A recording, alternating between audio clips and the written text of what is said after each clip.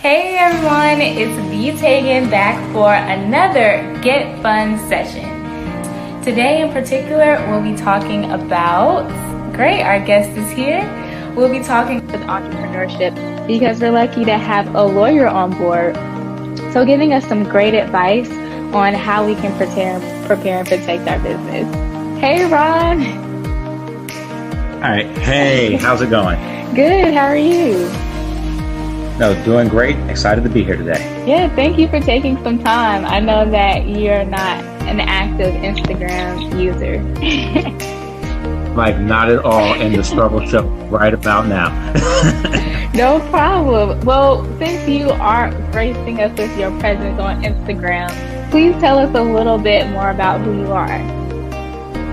All right, certainly, everybody. So my name is Ron Stubblefield, and to understand my background, I was the son of two entrepreneurs. I then was an entrepreneur, started a company that flamed out badly. I'm an engineer, I'm a lawyer, and now I work in venture capital where I get to help people basically say all the mistakes I've made. Hopefully you can avoid them by me telling my story. So for someone that's ready to embark on this journey, how can they decide what type of business they want to start? I'm like, right. So I think a good question. So I think a few things to consider. It's first, it's going, what type of lifestyle do you really want? You know, and I think that's probably the most important question you can ask, because that will determine first, should you start a business, and then second, what type. Because for example, there are different demands on your time, saying I'm a lawyer and I'm going to start a law firm versus I want to start a business in restaurants, which is something I don't know, which means it's going to be a lot of money in that hour just having to learn a business space. Then it's a matter of other questions to ask, like, what do you actually care about? Because a lot of people will do stuff there because they say, oh, I think it makes money. I went, what do you really care about? What do you really want to do? Because ultimately, money is not enough to keep you going on. You got to find something that you're passionate about if you're going to pursue this, because entrepreneurship can be tiring. It has a lot of long hours. It can be very rewarding, but it doesn't come without its ebbs and flows. Then probably some other things you could think about is, what problems do you see around you that people are trying to pay money to solve and it's not quite working out? Because obviously there may be an opportunity there.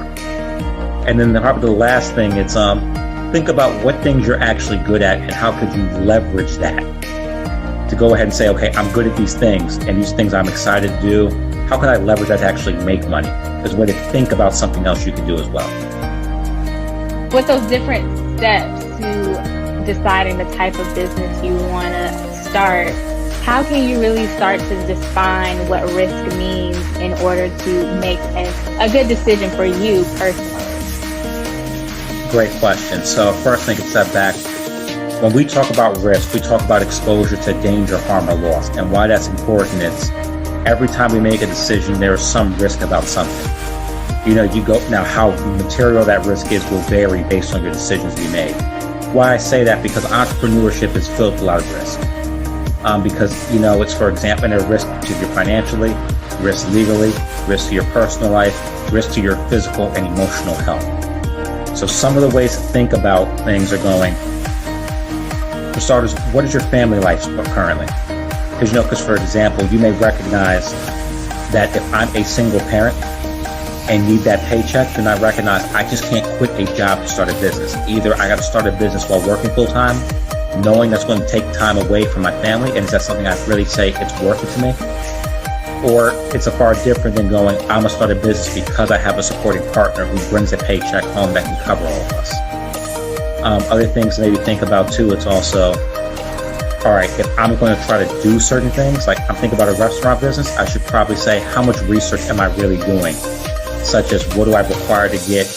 How does it mean to run a restaurant? What type of relationships do I need to pull one off? Because they're different, and you can do that for any other type of business because there are different risks associated with each.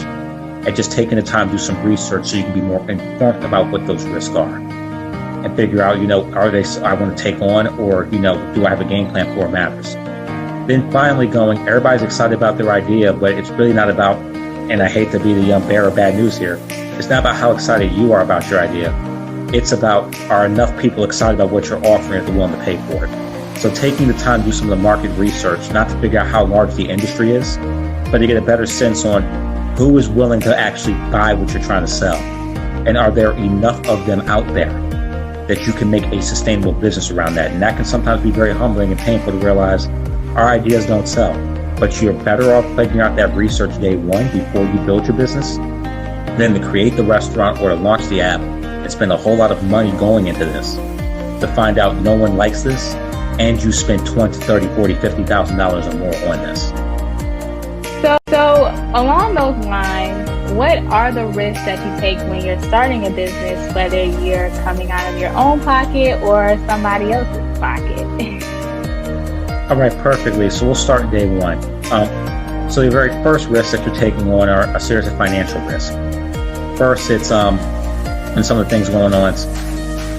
If I'm using my own money, then there was understand that two things are true. First, I may not get a return on my investment and be out X amount of money. And separately, I could have taken that same money and maybe invested in stocks and bonds. So in other words, you've lost some other opportunities with that money and money you may or may not get back. And if you're borrowing somebody else's money, on the hook, you could be potentially on the hook for that investment, depending on what things you did and didn't do with structuring your business. So that's number one. Number two, if you decide to say, I'm going to work on this full time, then one of the risks that you're taking here is I'm foregoing a steady paycheck and I'm foregoing time in my career. And if things don't work out and I need to go back to the workforce, it can become a little harder, especially when you're trying to launch a business that has nothing to do with your main career, to justify that time off and get back into it. That's a risk that you're taking. On the flip side, if you decide to work full time and then do your business, one of the other risks that you happen to have with that decision is, as demands of work pile on, will you have enough time to really work on your business the way you'd like to? So you have to balance those two things out. Then it's a matter of, you're probably going to ask a lot of your friends and family members for connections and hookups for different resources and customers to get started. If you overpromise and underdeliver, that's your personal reputation that's on, and that's a lot of friendships can get ruined doing that. Some other things that you're thinking about here, it's do you have a spouse? And does your spouse really want to support you in your dream? Because if they're not really that supportive, a lot of relationships fall flat. And a lot of times, if you have kids and there's a lot of time taken away, there's risk to certain eroded relationships with family and friends. Then as you really get to the legalities of it all, how do you if you don't get, especially if you don't get with the right set of attorneys to help you get this right in the first place, you can have the wrong legal structure. And what that means is if things go wrong for your business, you can be personally liable, as opposed to saying if you structure your business certain ways, the liability is tied to the business, not you personally. It also means that if you didn't structure right, things can go very well for your business, but somebody else gets all the value out of it and you don't.